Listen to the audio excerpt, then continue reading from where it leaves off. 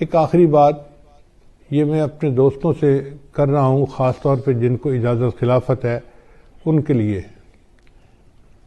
کہ کتابوں میں نے پڑھا ہے یہودیوں کے اندر جادو بہت زیادہ ہے.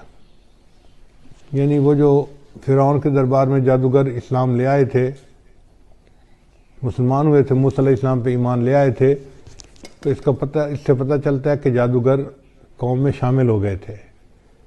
ویسے بھی سلیمان علیہ السلام کے زمانے میں جنوں سے لوگ جو ہے وہ جادو سیکھتے تھے، تو یہودیوں میں جادو بہت رہا ہے اور یہ جادو آج تک ہے.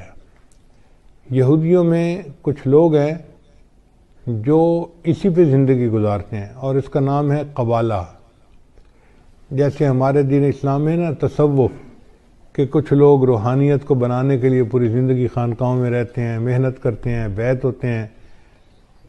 تو دین اسلام میں جس طرح تصوف ہے، یہودیوں میں اس کے مقابلے میں قبالہ ہے، اور قبالہ جادو کو کہتے ہیں، اور یہ جادو مستقل کرتے رہتے ہیں. ان کا حال یہ ہے کہ نبی علیہ السلام کے زمانے میں ایک آدمی تھا جو منافق تھا، اس نے نبی علیہ السلام پر بھی جادو کیا تھا، اس نے اور اس کی 2 بہنوں نے، اور نبی علیہ السلام پر 6 مہینے اس کا اثر رہا تھا.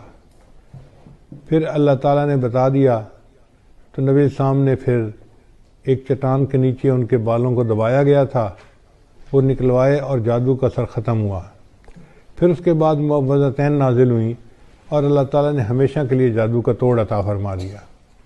اب سوچئے کہ اگر اللہ کے حبیب صلی اللہ علیہ وسلم پر بھی جادو کا اثر ہو سکتا ہے تو بھئی ہم کس کھیت کی گاجر مولی ہیں.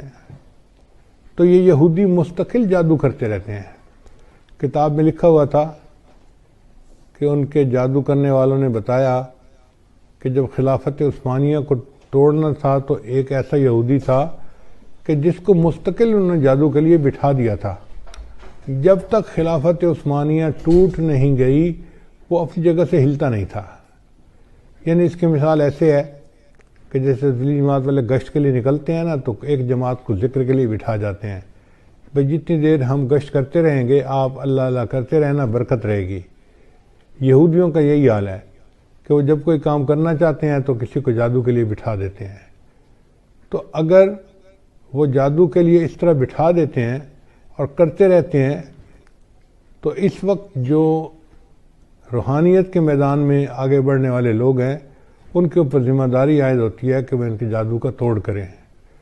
اور ان کے جادو کا توڑ 2 ہی طریقوں سے ممکن ہے. ایک تو جو حفاظت کا ہزار بتایا گیا ہے، اپنے اوپر بھی کریں، پوری امت مسلمہ کے مسلمانوں پر کریں.